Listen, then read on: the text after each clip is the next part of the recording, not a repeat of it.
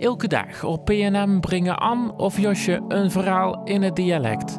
Herkenbaar, verrassend en het zit dich aan het denken. Vandaag het verhaal met de titel Goeiemorgen. Vanmorgen word ik wakker uit een druim, die de ganse dag in mijn lief is blijven zitten. Spierspanning, vage boekpijn en heel veel toemel in de kop. Niet echt een goed begin van een dag, dit er weer goed uitzoog. De zon scheen en het naadgras van deze septembermorgen druigde alweer aan. Dikke vette doeven vlogen op, wie ik de gardinen opentrok. Die zochten het hoerger op in een wilde kastanjeboom achter op het greuske. Straks zal hij weer zijn vruchten het gras op knallen. Gek, maar die donkerbroen vruchten die niet eens te eten zien, die vallen nooit zijn verein. Net of ze in groepjes afspreken dat het tijd wordt los te laten. Kogelronk, broen glanzend wie pure chocola, ligt die dan in het gras te kieken.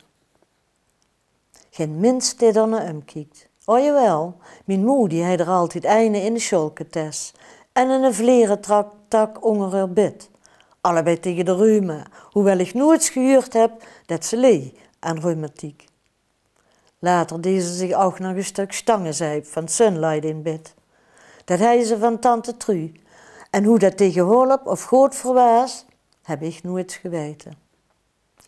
Hier een tas koffie.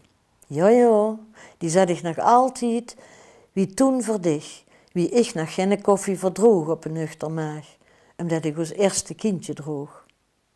De filter op een mok en goed sterk, dat vond toe lekker, samen met de gezet en die eerste caballero. Ik zoot erbij en zoog dich, in stilte. Dat vond ik een heilig half uurke, voor des toen naar de Haton gings. Mijn druim van vannacht stuurt mich terug naar dich. Wieveel verjaardagen vierde ik met mijn kindjes, omdat dich jeurig waars, maar er zelf niet bij waars. Alle dingen die ik deed, iedere dag weer, die grens over, iedere dag dreef ik weer af van dich. Goeiedag, schemelendag, dag dat het nergens op stalde. Maar niemand moest mij zeggen wie ik moet trouwen, dich. Al heel gauw vongen ze, dat ik weer gewoon moest doen. Kom met, dat ze op een andere tekst komt. Of, wij nemen de kindjes met naar de speeltuin, zodat toe het tijd voor zichzelf is. Kunt ze het leuks gaan doen? Het leuks, zonder dich, bestaat niet. Ik heb ons 2 meisjes aan schoonzoons toevertrouwd, maar niet nadat ze mij beloofden goed voor ze te zien. Immers moest dat toch vragen. Ik heb alleen mijn kleinkinderen verwelkomd. Nieuwe vreugde in mijn leven, mijn hart zong. Ik heb de opa's en oma's proficiat gewenst, de opa's met een stamhooier. De tronen waar terug toes waren niet te hooien, maar de doos met foto's van dich en van mij, die brachten truus. En toch heeft dat klein volk mij vreugde gebracht, opnieuw, in mijn leven als wetvrouw. Ze kwamen ook met vragen, hoe mijn vader was, want voor klein kindjes is er geen mens, voor haar zijn dat altijd vaders. De oudste, die meende dat ze heel help is weggerend en later de weg niet meer terug is gevonden. En toen vond ik het tijd en heb ik ze metgenomen naar het kerkhof en bij die graaf stilgestaan.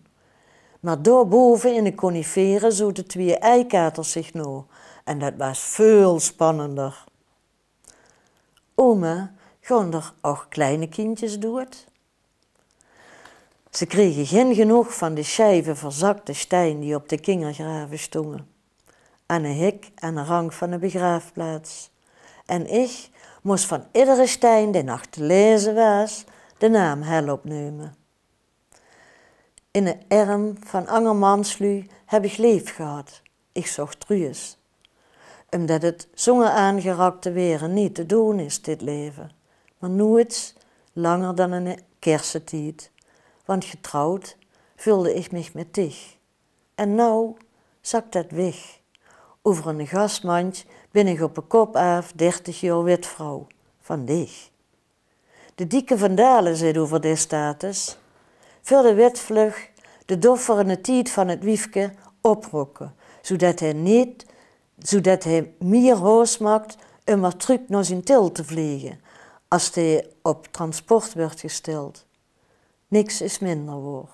Er is geen wederkeer in ons geval, geen wederhuur en al helemaal geen wederliefde.